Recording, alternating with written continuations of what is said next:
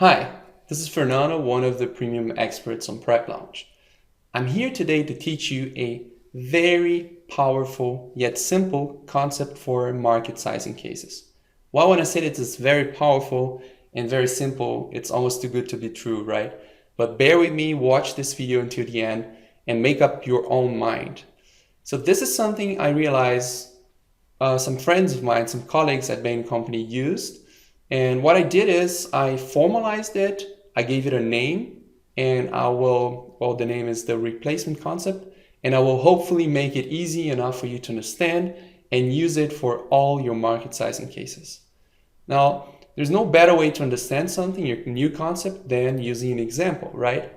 So if I had to ask you how many people are born every day in the world, how would you answer? It's pretty tricky, isn't it?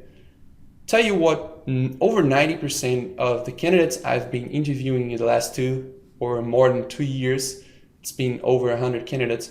So I'll tell you how they do it, usually.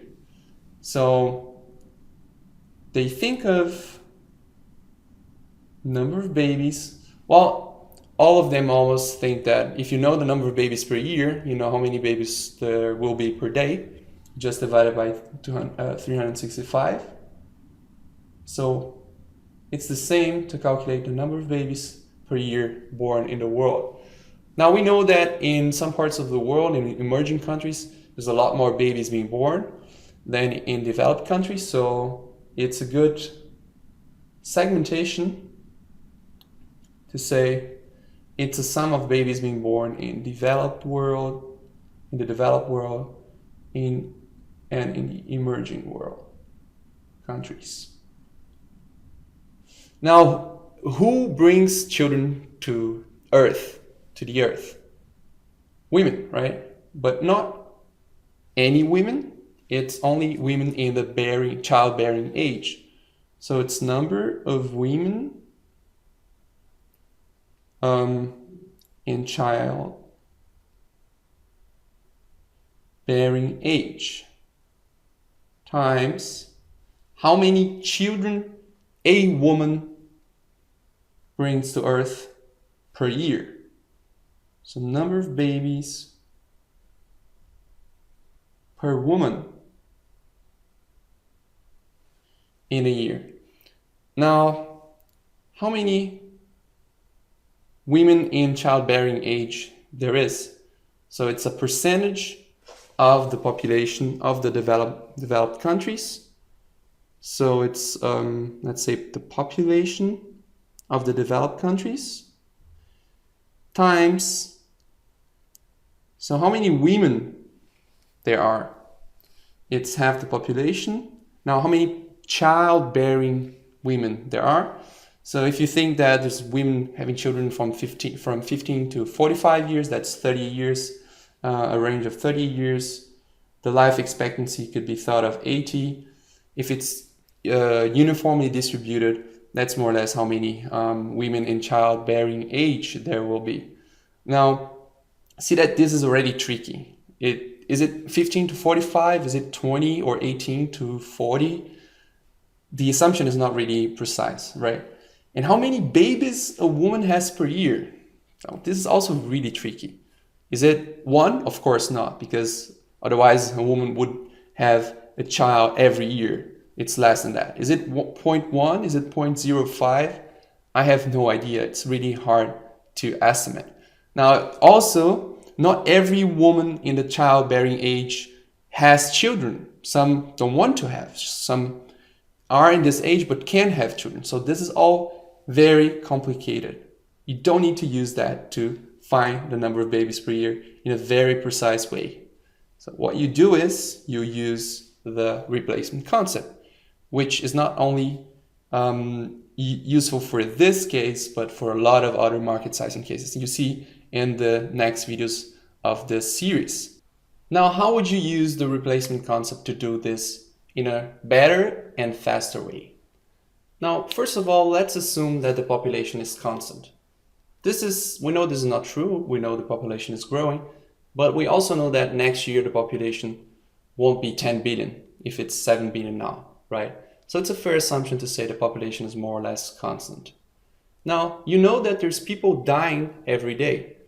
So if the population is to be constant, those people need to be replaced by people being born. Otherwise, the population would decrease, correct?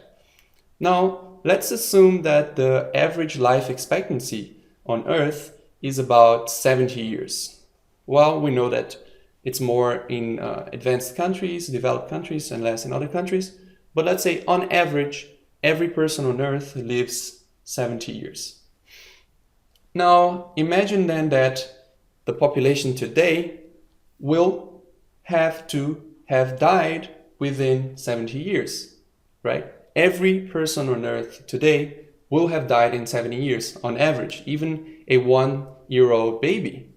Now, there's no reason to believe that more people will be replaced this year or now than in 10 years or in 15 years, right? Of course, there's baby booms, etc., but let's forget this. So on average, the population will be replaced constantly in the next 70 years so that another population will be on Earth. So it means that the number of babies being born per year is simply the same amount of people dying, so they are replaced, is simply the population of Earth divided by the average life expectancy.